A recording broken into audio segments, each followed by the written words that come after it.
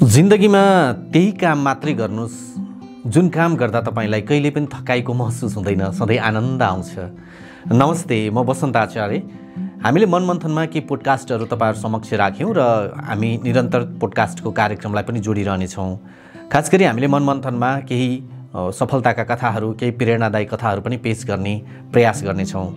जिन्दगीमा चाहिँ धेरै ठाउँ गइन्छ, धेरै मान्छेसँग भेटिन्छ, धेरै कुराकानी हुन्छ। जीवन हो, आफ्नो गतिमा अगाडि बढिराखेको हुन्छ। कहिलेकाहीँ यस्ता घटनाहरू हुन्छन् र यस्ता कुराहरू हुन्छन् कि जसले तपाईँ र हामीलाई लामो समयसम्म त्यसले चाहिँ जीवनमा एउटा ऊर्जा दिइराख्छ। मैले पनि जीवनमा धेरै मान्छे भेटेको छु, तपाईले जस्तै धेरै कुराहरू सुनेको छु, धेरै ठाउँमा सहभागी पनि भएको छु। तर एउटा घटनाले चाहिँ मलाई र एउटा संवादले चाहिँ मलाई अलिक बढी छुन्छ। यही छुने कुरा नै तपाईहरु समक्ष राख्न चाहन्छु म। मलाई लाग्थ्यो कि मान्छेलाई चाहिँ कति कुरा प्राप्त भएपछि खुसी हुन्छ होला, अथवा केही नहुने मान्छेहरू खुसी हुन्छन् कि हुँदैन होला, र के खुसी हुनु धेरै कुरा प्राप्त गर्नु नै हो त, अथवा मान्छेसँग धेरै पैसा हुनु, राम्रो घर हुनु, महँगा लुगाहरू हुनु, सवारी साधनहरू हुनु नै खुसी र जीवनको चाहिँ एउटा सफलताको प्रतीक हो त जस्तो लाग्थ्यो। केही समय अगाडि मैले नेपालको पहिलो महिला प्रधान न्यायाधीश सुशीला कार्कीसँग भेटेँ र मैले भने उहाँलाई, तपाईले चाहिँ जुन खाले एउटा प्रधान न्यायाधीशबाट सन्यास लिनुभयो, त्योबाट तपाईँ चाहिँ प्रधान न्यायाधीशबाट अवकाश हुनुभयो। अवकाश हुँदै गर्दाखेरि तपाईमाथि खासै त्यति धेरै मान्छेहरूले आक्षेप लगाउँदैनन्, तर प्रधान न्यायाधीश त्यस्तो एउटा पद हो जहाँ चाहिँ मान्छेहरूले विभिन्न खाले आरोपहरू लगाइराखेका हुन्छन्। यसको चाहिँ खास रहस्य चाहिँ के हो त भनेको थिएँ। उहाँले कति सजिलो तरिकाले भन्नुभयो, वसन्तजी, जुन अहिले मैले लगाइराखेको यो साडी छ नि, यो साडी भनेको चाहिँ 35 वर्ष पुरानो साडी हो, तर पनि यो मैले लगाइराखेको छु।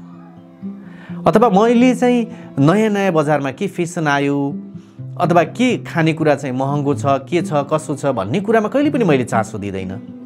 किनभने हामीले जीवनलाई जति सरल बनाउन सक्यौँ, जति सामान्य बनाउन सक्यौँ, त्यति नै हामी खुसी हुने गर्छौँ। त्यस कारणले गर्दाखेरि अब मैले चाहिँ मलाई बजारमा के महँगो चिज आयो, मैले त्यो लगाउनु पर्छ भन्ने कुरामा चाहिँ मलाई धेरै चासो लाग्दैन। किनभने मैले 35 वर्षदेखि नै यो साडी लगाइराखेको छु। अब मैले कपडा नकिनेको समेत पछिल्लो कति वर्ष भइसक्यो, तर पनि म खुसी छु। किनभने मलाई लाग्छ कपडा भनेको एउटा शरीर ढाक्ने हो, हैन, सफा हुनुपर्छ भन्ने मात्रै हो। अब हामीले चाहिँ नयाँ कपडा खोज्दै जान थाल्यो भने त हरेक दिन हामीले नयाँ लुगा किन्नुपर्ने हुन्छ, हरेक दिन हामी नयाँ कुराहरू खोज्दै हिँड्नुपर्ने हुन्छ। त्यो कारणले गर्दाखेरि हामीसँग जे छ, जस्तो छ, त्यहीमै हामी सरल हुन सक्यौँ, सामान्य हुन सक्यौँ र आफ्नो जीवनशैलीलाई चाहिँ सहज बनाउन सक्यौँ भने हामीलाई धेरै पैसा चाहिँदैन, हामीलाई धेरै कुराको लोभ लालच भएन भने धेरै पैसा चाहिँदैन। जसले गर्दाखेरि चाहिँ धेरै पैसा चाहिएन भने हामीले गलत बाटो नै हिँड्नु पर्दैन। त्यस कारणले गर्दा जति हामी आफूलाई चाहिँ सामान्य बनाउँछौँ, जति हाम्रो जीवनलाई सहज बनाउँछौँ, त्यति नै जीवनमा चाहिँ हामी खुसी रहन सक्छौँ, त्यति नै हामी जीवनमा सकारात्मक हुन सक्छौँ, त्यति नै हामी जीवनमा चाहिँ चरित्रवान भएर बाँच्न सक्छौँ र अरूको आदर्श बन्न सक्छौँ भनेर उहाँले भन्नुभएको थियो। वास्तवमा अहिलेको परिस्थितिलाई हेर्दाखेरि पनि मलाई के लाग्छ भने जति हामी सरल तरिकाले आफ्नो जीवनलाई बितायौँ, अथवा हामीले हरेक दिन नयाँ कुराहरूको चाहिँ चाहिन्छ माग गर्न थाल्यौँ, हैन, नयाँ चाहिँ अपडेटेड चाहिँ नयाँ के आएको छ आइफोन बजारमा, हैन, नयाँ लुगा कस्तो खाले आएको छ फेसन, अनि नयाँ रेस्टुरेन्ट कहाँ खुलेको छ, यही कुरामा नै हामीले आफूलाई हरेक दिन अभ्यस्त राख्दै गयौँ भने, यही कुरामा नै हाम्रो चासोहरू राख्दै गयौँ भने पक्कै पनि सधैँ त हामीलाई त्यो कुराले पुग्दैन, अथवा हाम्रो आय स्रोतले अरू कुराले त्यसलाई प्राप्त गर्न सकिँदैन। जसले गर्दाखेरि के हुन्छ भने हामीले त्यो प्राप्त गर्न सकेनौँ भने हामी दुःखी हुन्छौँ। हामीसँग धेरै कुरा हुन्छ तर पनि हामीले अझ त्योभन्दा माथिल्लो कुरा प्राप्त गर्ने चाहनाका कारणले गर्दाखेरि त्यो प्राप्त नहुन सक्छ र हामी दुःखी हुन सक्छौँ। त्यस कारणले हामीसँग धेरै कुरा भए पनि हामी दुःखी हुन सक्छौँ र हामीसँग सामान्य कुरा भएर पनि हामी खुसी हुन सक्छौँ। त्यस कारणले हामीले बुझ्नुपर्ने कुरा के हो भने म कहाँ छु, मैले गर्नुपर्ने के हो, मैले ध्यान दिनुपर्ने कुराहरू के हुन् भन्ने कुरामा ख्याल गर्नुपर्छ। हामी धेरै जसोले चाहिँ धेरै महँगो पैसा खर्च गर्ने, महँगो कुराहरूमा मात्रै चासो दिन थाल्यो भने त्यसले जीवनलाई एक न एक दिन निराश बनाउँछ। अहिले केही युवा पुस्ताहरूमा मैले देख्ने डिप्रेसन पनि यसको एउटा कारण जस्तो लाग्छ। अब बजारमा चाहिँ नयाँ ब्रान्डेड मोबाइल चाहिन्छ, ब्रान्डेड कपडा चाहिन्छ, हैन, उहाँहरूलाई चाहिँ त्यस्तै ठाउँमा चाहिँ खाना खान जानुपर्छ, खाजा खान जानुपर्छ, महँगो महँगो सवारी साधनहरू चाहिन्छ, जुन कुरा परिवारले नदिन सक्छ अथवा आज पुग्न सक्छ, जुन कुरा सधैँ नपुग्न सक्छ मान्छेलाई।